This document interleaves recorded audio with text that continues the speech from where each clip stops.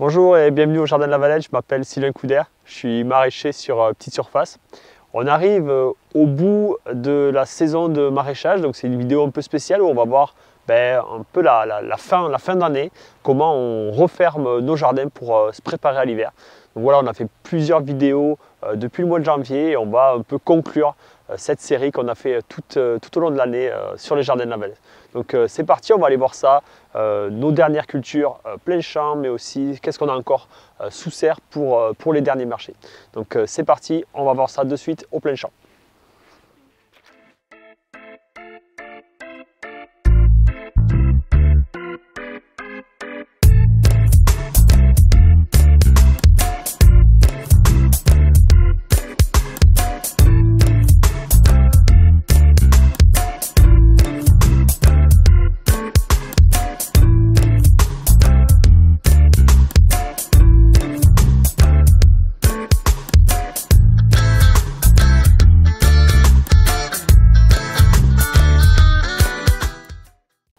À cette saison, en plein champ, le nombre de cultures qu'on peut semer ou planter au champ sont vraiment réduits. Donc ça se limite à quelques-unes. On va faire le tour et on va les voir. En tout cas, on va voir ce qu'on a préparé parce qu'elles sont à peine sorties. Derrière moi, on a commencé et terminé la plantation d'ail qu'on fait sur toile tissée et on a mis une protection filet anti-insectes qui est à moitié justifiée mais qui protège aussi du vent et des pluies fortes qu'il pourrait y avoir pendant l'hiver. Donc on préfère le mettre comme ça. Et ça, c'est des cultures qu'on ne va pas s'occuper. Donc là, on est fin novembre et on ne va pas s'en occuper jusqu'au mois de mars où il y aura peut-être un désherbage dans les trous de plantation à ce moment-là. Et c'est la seule chose qu'on va faire sur ce genre de culture. De l'autre côté, c'est un peu la même chose où là, on va avoir des poireaux baguettes qui ont été plantés et des oignons primeurs qui arriveront pour le mois d'avril. Donc là, ils ont été plantés aussi sur toile tissée. En plus, on leur rajoute un filet thermique. Filet thermique, on va laisser tout l'hiver. C'est comparable au P17. Alors, c'est pas du P17, hein, mais c'est la même efficacité. Et donc ça va rester en place pareil tout l'hiver. Et au mois de mars, on viendra découvrir pour voir un petit peu comment sont les cultures et faire probablement un désherbage si besoin dans les trous de plantation. Ce qui n'est pas forcé, hein, ça dépend de l'enherbement qu'il y aura eu pendant l'hiver. Donc voilà le genre de culture qu'on a mis en place, donc déjà des aliacées pour cet hiver. On va continuer un peu plus loin. Ici, aussi caché sous le filet, ce sont des fèves qui ont été semées. Et pareil, on leur a mis une petite couverture pour les protéger du froid. Il faut savoir que ce genre de couverture, ce n'est pas indispensable, hein, ça dépend des régions, mais on préfère quand même le faire comme pour l'ail. Ça va limiter l'impact de la pluie, l'impact du vent pendant tout l'hiver. Donc là aussi, elles seront débâchées au mois de mars et on viendra les rebuter parce que la fève aime bien être butée là quand ça démarre au printemps et ça fera office de désherbage. Donc ça va être géré au biodisque au mois de mars pour gérer aussi l'enherbement à ce moment-là. Donc les quelques cultures qui restent, nous ici au Jardin de la Valette en ce moment, c'est un peu de chou-fleur. Donc certains ont été récoltés, les autres ne sont pas tout à fait prêts. C'est les rares cultures qui restent dehors. On a un peu de navet aussi, comme ici. Alors là, vous pouvez voir, c'est énormément bâché, hein. Donc ça aussi, c'est un moment où on bâche énormément les jardins. On est, donc je le redis, fin novembre. Et donc on va commencer à préparer des planches pour les plantations les plus précoces au mois de mars par exemple. Donc on vient bâcher, mettre notre bâche d'occultation pour protéger le sol. Alors les planches ne sont pas prêtes mais elles vont se préparer toutes seules entre guillemets, c'est-à-dire que ça va se désherber, on va avoir un sol très meuble au mois de mars, on va pouvoir venir soit semer, soit planter directement si le sol est prêt, sinon on rajoutera du compost en surface, voire un travail du sol avec le BCS, tout dépend des conditions climatiques à ce moment-là. Mais le fait d'avoir une bâche tout l'hiver nous permettra d'avoir la possibilité en tout cas de planter ou de semer au mois de mars. Si on le laissait avec un enherbement ou même avec un engrais vert, on n'aurait pas la capacité de pouvoir travailler et planter dès le début mars. Donc ça c'est une grosse chose qui est faite à cette saison. Donc beaucoup de choses sous filet, toutes nos plantations et nos semis sous filet, fèves, ail, oignons, poireaux baguettes principalement, et puis le reste, une grosse partie sous bâche d'ensilage pour protéger. Donc là, on se retrouve dans la serre numéro 3 qui était la serre d'aubergines, de tomates cerises qu'on a pu voir cet été sur différentes vidéos. Et là, on est sur une des dernières plantations de légumes feuilles pour cet hiver. Donc des salades, chicorée, chicorée pain de sucre, chicorée rouge, un peu de pak choi, un peu de mesclun aussi, de salanova de l'autre côté.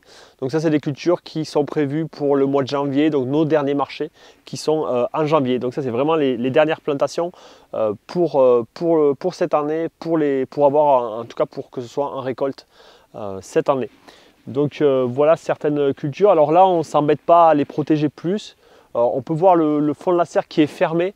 Et le haut, il est ouvert. En fait, on laisse comme ça généralement une grosse partie du début de l'hiver avec juste un côté ouvert pour aérer. Et si vraiment il fait très froid, dès que ça commence à geler à -2, -3, ben, on va fermer les deux côtés pour protéger les cultures. Mais c'est des cultures qui sont quand même résistantes au froid. Donc voilà, là, serre numéro 3 où on a encore des cultures vertes d'hiver. On se retrouve dans la serre numéro 2 qui est aussi une serre avec des cultures vertes d'automne-hiver, donc avec nos blettes, nos fenouilles et nos chicorées frisées, escaroles qu'on a au fond qui sont en partie blanchies par des cloches pour avoir un peu plus de cœur blanc pour les chicorées. Donc voilà aussi une autre serre où on va pouvoir avoir de la verdure comme ça jusqu'à nos derniers marchés. Et ensuite, cette serre sera retravaillée pour les premières plantations après au mois de janvier. Donc là, on arrive vraiment sur la fin. On a différentes blettes. On va avoir la blette à couper, la blette qu'on fait feuille à feuille qui a déjà été récoltée plusieurs fois. Donc voilà une autre serre comme ça de culture verte avec différentes variétés. On a aussi de ce côté de la serre du chou rave, des pak choi qui vont venir compléter cette gamme de légumes d'automne-hiver. Ça va compléter la gamme de légumes qu'on a en partie stockés en chambre froide, comme les légumes racines, on ira voir tout à l'heure, mais aussi les courges. Donc ça commence à faire une diversité intéressante qu'on peut avoir comme ça, même au mois de novembre ou de décembre en fin d'année. Et là, on est dans la dernière serre où on a aussi de la verdure, c'est la serre numéro 1. C'était la serre où il y avait les tomates cet été, qu'on a arraché au 15 octobre et ça a été entièrement remplacé par aussi des légumes feuilles, donc de l'épinard de ce côté, de la blette. Donc ça, c'est des cultures qui vont être prêtes pour le mois de janvier. Alors l'épinard, il est encore un peu petit, on va peut-être bientôt commencer une première passe dans 3 semaines, mais c'est surtout pour le mois de janvier. Pareil pour la blette, ça sera la blette qui va venir plutôt en début d'année prochaine. Donc voilà pour les dernières jeunes plantations qu'on a sous serre à cette saison. Maintenant, on va aller voir ce qu'on a un peu en chambre froide et faire un peu le point de tous les légumes qu'on peut avoir justement là au mois de novembre-décembre. On se retrouve maintenant dans la partie salle de lavage, chambre froide, préparation des marchés. Alors ça, c'est une pièce que j'ai déjà beaucoup expliqué dans une ancienne vidéo si vous voulez aller voir sur le bâtiment maraîcher. Voilà, on explique en détail qu'est-ce qui se passe ici, comment ça fonctionne. Mais là, en cette fin de saison, c'était un petit peu pour faire le point de qu'est-ce qu'on a comme légumes en ce moment sur le marché, parce qu'on a vraiment des très beaux marchés encore, avec beaucoup de légumes. Et donc ici, c'est là où on fait le point. En ce moment, on a encore de la chicorée, frisée, escarole. On a du mesclun avec de la roquette, des salanova. On va avoir des pak choi. On va avoir des choux paumés, choux blancs, choux frisés. On a de la mâche. On a de les blettes. On a encore de la carotte qu'on a fini de ramasser, qu'on a stocké. On a du navet blanc, navet violet. On a de l'épinard. On a des choux raves, choux fleurs. Alors, ils sont quasiment terminés. Il y a une nouvelle série qui va arriver en janvier. On a du fenouil en plein champ, mais aussi sous serre. On a du persil, on a des petsai qui sont stockés en chambre froide. Certains sont encore dehors, mais d'autres sont stockés. On a des courges, 3 variétés de courges, du poireau, du rutabaga et du céleri rame. Donc ça fait encore une belle gamme de légumes à cette saison. Et ça, c'est vraiment un point important sur les micro-fermes maraîchage, bio-intensif. Cette diversité, on ne le répète jamais assez, c'est un peu le point clé de fait que ça réussisse sur toute une saison. À ça, on pourrait rajouter d'autres cultures, mais nous, on les a déjà terminées, comme l'ail, l'oignon, l'échalote, tout ça, mais ils sont déjà terminés, on a déjà tout vendu. On va regarder un peu la chambre froide pour ce qui reste pour la fin de saison. Alors, on est sur une micro-ferme, donc toute proportion gardée, ce n'est pas des palox et des palox de stockage, mais on a quand même quelques légumes comme on va stocker les carottes. Donc ça, on a tout sorti cette semaine.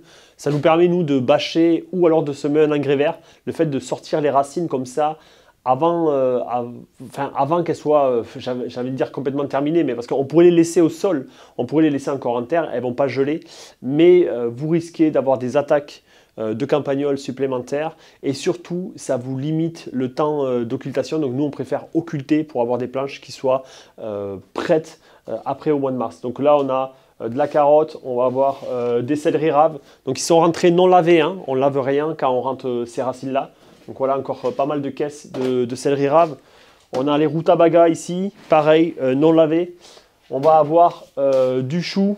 Alors là on n'avait plus assez de caisses donc on les a empilés comme ça. Les choux petsai. Donc les choux, on n'enlève pas trop de feuilles quand on les stocke en chambre froide. On les effeuillera à la suite lorsque ça va partir pour le lavage. Puis après, des choux cabus, voilà. Pareil, on évite d'enlever trop de feuilles. À ce moment-là, on verra comment ils ressortent pour les marchés. Il vaut mieux garder au maximum de feuilles. Donc voilà quelques stockages, plus les légumes feuilles. Donc voilà la gamme un peu de légumes qu'on a en fin de saison. Donc voilà, on arrive à la fin de cette vidéo, mais aussi à la fin de cette saison, de cette série. J'espère que votre saison, vous, s'est bien passée sur vos fermes maraîchères. Nous, ça a été une très bonne saison. On a eu des bons retours sur les marchés, une bonne production, encore un chiffre d'affaires en augmentation. Donc c'était vraiment super cool cette saison. J'aime bien me mettre ici parce que c'était pour montrer les plannings. Il est temps que vos plannings soient faits. Nous, ça y est, c'est parti. On a commandé nos semences. On a le terreau qui est rentré aussi, on ne l'a pas vu, mais on a fait rentrer 3 ou 4 camions de compost, de terreau. Mes plants sont commandés, la fiente pour l'année prochaine, elle est là. Le terreau, enfin je disais le compost, mais oui, le terreau pour les plants, ça ne va pas tarder. Donc voilà, c'est aussi un moment à cette saison de faire le point, de faire le bilan. Je ferai une vidéo là-dessus, sur le bilan et le point de fin de saison. C'est maintenant qu'il faut faire ça avant de rattaquer une nouvelle saison, vraiment se poser. Mais ça, je ferai un point au bureau et expliquer un peu ça plus en détail prochainement. Donc voilà, je vous dis à très bientôt. Si vous avez des questions, n'oubliez pas qu'on a le forum Circle, le cercle du maraîchage, super actif. Il y a plein de maraîchers qui répondent aux questions et tout, donc c'est super cool. Donc si vous avez besoin, n'hésitez pas et puis à très bientôt pour une autre vidéo.